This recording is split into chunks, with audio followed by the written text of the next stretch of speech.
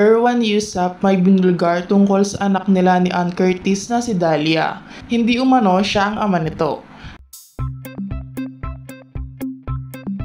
Isang nakakagulat na pahayag ang inilabas ni Erwan sa kanyang social media account kamakailan. Ayon sa kanya, may mga nakakagulat na usapin na hindi umano siya ang tunay na ama ng kanilang anak ni Ann Curtis na si Dalia. Sa isang video na kanyang ibinahagi, diretsang sinabi ni Erwan, may mga kumakalat na balita na hindi ako ang tunay na ama ni Dalia. Pero nais ko lang linawin na walang katotohanan ng mga ito.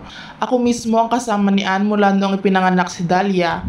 At walang ibang ama ang anak kundi ako. Ayon kay Erwan, nasasaktan siya sa mga ganitong sitwasyon dahil apektado rin ang kanilang pamilya, aniya.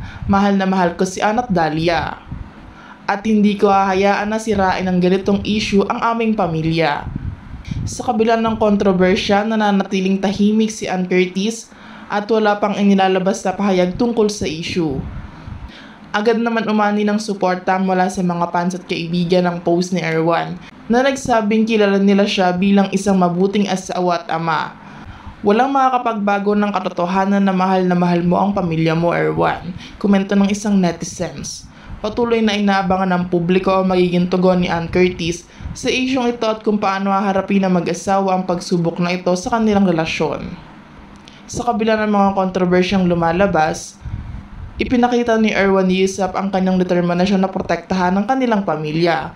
Nagbigay siya ng mensahe sa mga taong huwag basta-basta maniwala sa mga balitang walang sapat na basahan at igalang ang pribadong buhay ng kanilang pamilya. Sa panahong ito, mahalaga ang pagkakaisa at pag-iingat sa mga binibitawang salita. Huwag natin sirain ang tiwala at respeto sa isa't isa dahil lamang sa walang basehang akusasyon, dagdag pa ni Erwan.